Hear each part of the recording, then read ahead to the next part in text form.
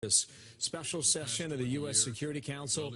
The key topic here with Nikki Haley sitting behind him to his right is the issue of North Korea. Let's listen. That there can be peace, stability, and economic prosperity for all of Northeast Asia. With each successive detonation and missile test, North Korea pushes Northeast Asia and the world closer to instability and broader conflict. The threat of a North Korean nuclear attack on Seoul or Tokyo is real, and it is likely only a matter of time before North Korea develops the capability to strike the U.S. mainland. Indeed, the DPRK has repeatedly claimed it plans to conduct such a strike. Given that rhetoric, the United States cannot idly stand by, nor can other members of this council who are within striking distance of North Korean missiles. Having for years displayed a pattern of behavior that defies multiple UN Security Council resolutions, including 2321 and 2270, and erodes global progress on nuclear nonproliferation, there's no reason to think that North Korea will change its behavior under the current multilateral sanctions framework. For too long, the international community has been reactive in addressing North Korea. Those days must come to an end. Failing to act now on the most pressing security issue in the world may bring catastrophic consequences. We have said this before, and it bears repeating. The policy of strategic patience is over. Additional patience will only mean acceptance of a nuclear North Korea. The more we bide our time, the sooner we will run out of it. In light of the growing threat, the time has come for all of us to put new pressure on North Korea to abandon its dangerous path. I urge this council to act before North Korea does. We must work together to adopt a new approach and impose increased diplomatic and economic pressures on the North Korean regime.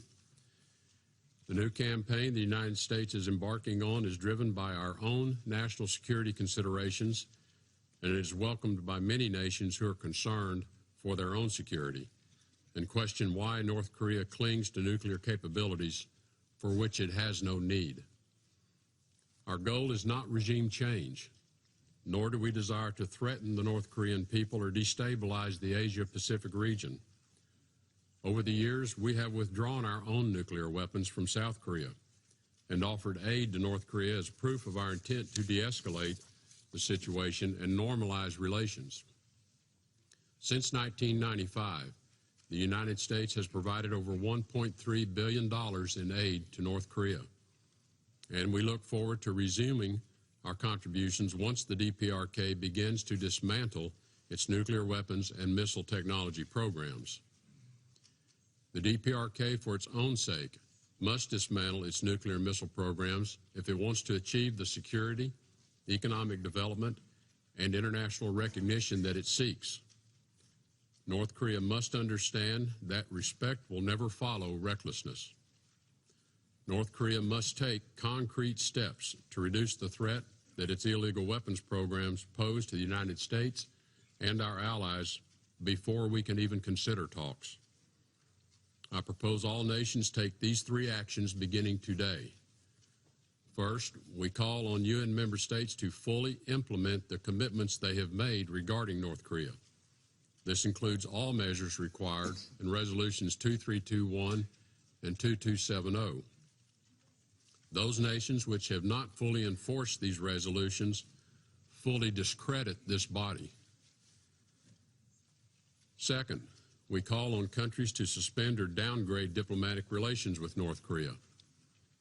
North Korea exploits its diplomatic privileges to fund its illicit nuclear and missile technology programs, and constraining its diplomatic activity will cut off a flow of needed resources. In light of North Korea's recent actions, normal relations with the DPRK are simply not acceptable. Third, we must increase North Korea's financial isolation. We must levy new sanctions on DPRK entities and individuals supporting its weapons and missile programs and tighten those that are already in place. The United States also would much prefer countries and people in question to own up to their lapses and correct their behavior themselves. But we will not hesitate to sanction third country entities and individuals supporting the DPRK's illegal activities. We must bring maximum economic pressure by severing trade relationships that directly fund the DPRK's nuclear and missile program. I call on the international community to suspend the flow of North Korean guest workers and to impose bans on North Korean imports, especially coal. We must all do our share, but China, accounting for 90% of North Korean trade, China alone has economic leverage over Pyongyang that is unique, and its role is therefore particularly important. The U.S. and China have held very productive exchanges on this issue, and we look forward to further actions that build on what China has already done. Lastly, as we have said before, all options for responding to future provocation must remain on the table. Diplomatic and financial levers of power will be backed up by a willingness to counteract North Korean aggression with military action, if necessary. We much prefer a negotiated solution to this problem, but we are committed to defending ourselves and our allies against North Korean aggression. This new pressure campaign will be swiftly implemented and painful to North Korean interest. I realize some nations for which a relationship with North Korea has been in some ways a net positive may be disinclined to implement the measures of pressure on North Korea. But the catastrophic effects of a North Korean nuclear strike outweigh any economic benefits. We must be willing to face the hard truths and make hard choices right now to prevent disastrous outcomes in the future. Business as usual is not an option. There's also a moral dimension to this problem. Countries must know by now that helping the North Korean regime means enabling cruelty and suffering. North Korea feeds billions of dollars into a nuclear program it does not need while its own people starve. The regime's pursuit of nuclear weapons does not serve its own national security or the well-being of a people trapped in tyranny. I ask the community of nations to help us preserve security and protect human dignity. In one of my first trips as America's Secretary of State, I looked across the DMZ at the haunted land of North Korea. Beyond the border is a nation of sorrow, frozen in time. While the world sees the gleaming buildings of Pyongyang, the blight of oppression and starvation has swept this land for over 60 years. But even though the present condition of that country is bleak, the United States believes in a future for North Korea. These first steps toward a more hopeful future will happen most quickly if other stakeholders in the region and the global security join us.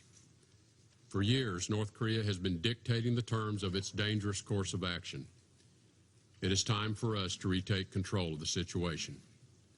We ask the members of this council and all other partners to implement a new strategy to denuclearize North Korea. Thank you.